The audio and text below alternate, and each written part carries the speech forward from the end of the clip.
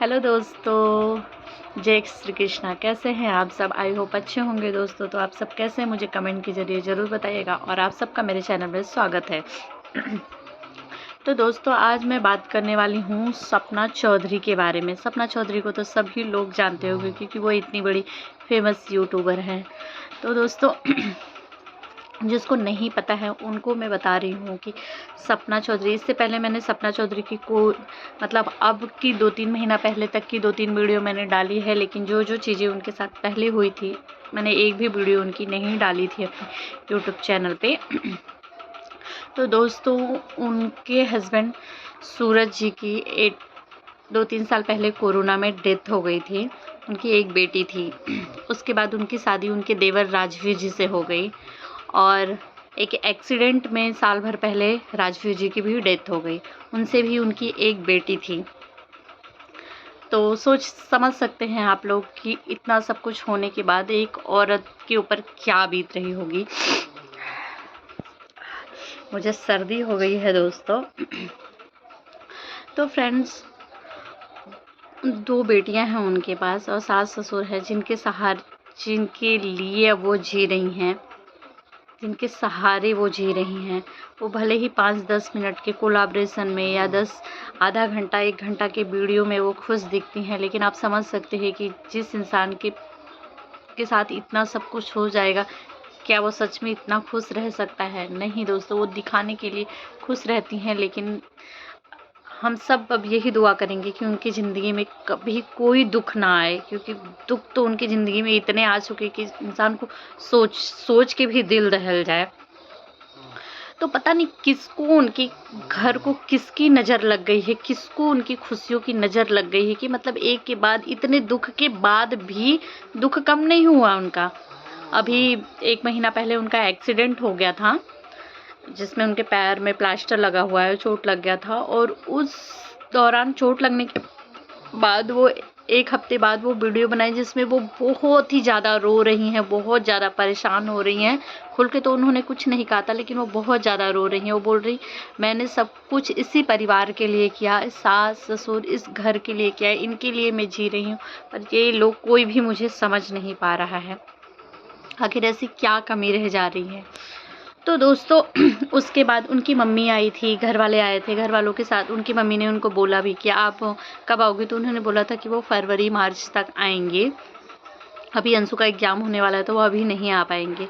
लेकिन उसके बाद वो अचानक से 2 दिन पहले वो अपने मायके जा रही हैं।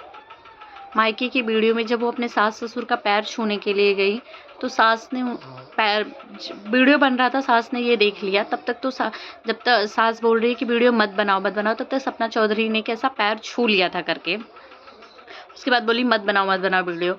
तो सपना ने गुस्से में बोला कि ये मेरा फ़ोन है। तो शायद सपना के भाई वीडियो बना रहे थे, तो भी उन्होंने वो ऐसा, उनकी सास गुस्से में जाते हुए बोल रहे कि हाँ बंद करो करके। सपना भी गुस्से में निकल गई बोलते हुए कि हाँ ठीक है, नहीं बनाएंगे।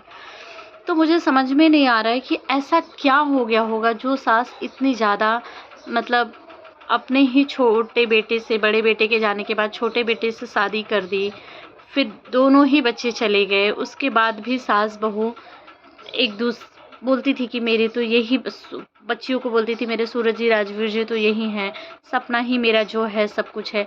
सपना ने भी उसी सास ससुर के खातिर अपने मम्मी पापा से कुछ गलतफहमी, कुछ नाराज़गी की वजह से वो अपने मम्मी पापा से बात करना बंद कर दी थी कि मैं नहीं चाहती हूँ कि मेरे सास ससुर को बुरा लगे, क्योंकि मैं इस परिवार को, घर को नहीं छोड़ सकती हूँ। अब जो है यही लोग हैं, क्योंकि इनके बेटे चले गए हैं, इनके लिए बेटा बहू दोनों मैं ही हूँ, इनका सहारा मैं ही हूँ। तो मैं इनको नाराज़ करके अपने घर वालों से बात नहीं कर सकती हूँ। तो वो अपने खातिर अपनी मम्मी पापा को छोड़ दी, अपने घर वालों से बात नहीं करती थी, नाराज़ थी, उनका फ़ोन नहीं उठाते। फिर इन लोगों के बीच में ऐसा क्या हो गया कि मतलब सास इतनी ज़्यादा नाराज़ हो गई? तो आंटी जी, अगर आप वीडियो देख रही होंगी दोस्तों, आप लोगों को क्या लगता है कि ऐसा क्या हुआ होगा कि मतलब सास इतनी ज़्यादा नाराज़ हो गई कि सपना से बात नहीं कर रही है?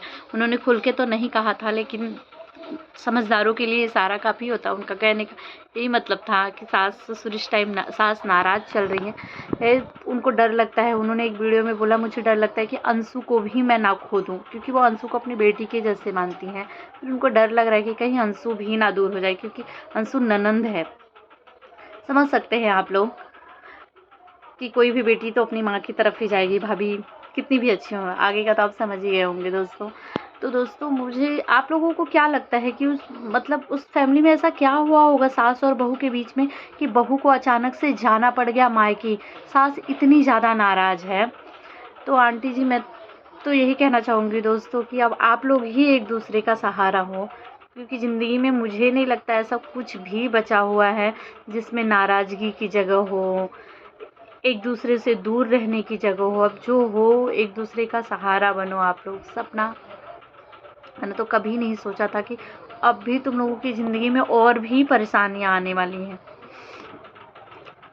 तो हम तो यही दुआ करेंगे कि तुम्हारी ज़िंदगी में कभी कोई तकलीफ़ ना आ पाए। दोस्तों, सपना की उम्र ही अभी क्या है, बहुत ही कम उम्र है, लेकिन इतनी सी उम्र में उसको अभी तो पूरी ज़िंदगी बितानी है।